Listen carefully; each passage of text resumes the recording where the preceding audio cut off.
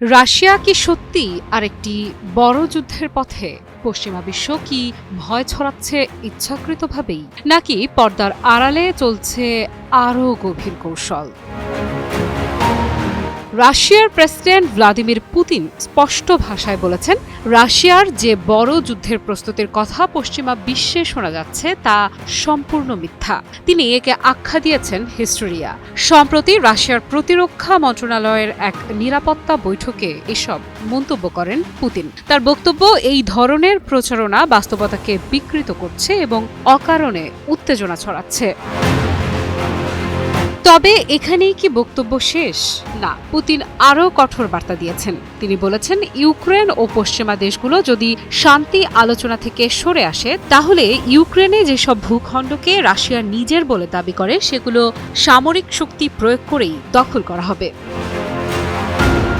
নিরাপত্তা বৈঠকে পুতিন তুলে ধরেন রাশিয়ার সেনাবাহিনীর আধুনিকীকরণের অগ্রগতি। তিনি জানান, ইউক্রেন সংঘাত থেকে পাওয়া বাস্তব অভিজ্ঞতা কাজে লাগিয়ে নতুন অস্ত্র ও সামরিক প্রযুক্তি উন্নয়নের নির্দেশ দেওয়া হয়েছে। অর্থাৎ যুদ্ধক্ষেত্রের অভিজ্ঞতা এখন সরাসরি রূপ নিচ্ছে ভবিষ্যৎ রণকৌশলে। তাহলে কি রাশিয়া দীর্ঘমেয়াদী সংঘাতের জন্য নিজেকে প্রস্তুত করছে?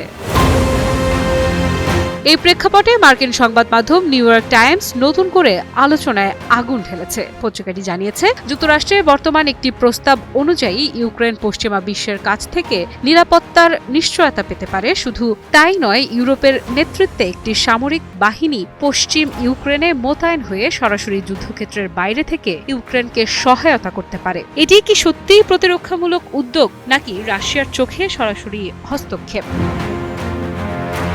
এই প্রতিবেদনের বিষয়ে জানতে চাইলে ক্রেমলিনের মুখপাত্র দিমিত্রি পেসকভ কূটনৈতিক সংযম দেখান। তিনি বলেন, কূটনীতি নিয়ে গণমাধ্যমে মন্তব্য করতে চান না। তবে একটি বিষয়ে রাশিয়ার অবস্থান একেবারেই পরিষ্কার, ইউক্রেনের ভূখণ্ডে কোনো বিদেশি সামরিক বাহিনীর মোতায়েন তারা মেনে নেবে না। পেসকভের ভাষায়, এই অবস্থান নতুন নয়, বরং দীর্ঘদিন ধরেই স্পষ্ট ও সুসংগত। তবে তিনি এটাও বলেন, বিষয়টি আলোচনার টেবিলে রয়েছে, অর্থাৎ দরজা পুরোপুরি বন্ধ নয়। তাহলে কি শেষ পর্যন্ত সমাধানের পথ কূটনীতিতেই, নাকি সামরিক শক্তির ভাষাই আবার মুখ্য হয়ে উঠবে? এদিকে যুক্তরাষ্ট্রের বিশেষ দূত স্টিভ উইটকফের মস্কো সফর নিয়েও জল্পনা ছিল। সে বিষয়ে পেসকভ পরিষ্কার করে জানান, চলতি সপ্তাহে এমন কোনো সফরের সম্ভাবনা নেই। তবে রাশিয়া আশা করছে যুক্তরাষ্ট্র প্রস্তুত হলেই ইউক্রেন সংক্রান্ত আলোচনার অগ্রগতি সম্পর্কে মস্কোকে জানানো হবে। ইলেকট্রা রেফ্রিজারেটর, খাবার তাজা তো জীবন তাজা। ইলেকট্রা, ফ্রিজের রাজা। সব মিলিয়ে চিত্রটা কি দাঁড়াচ্ছে?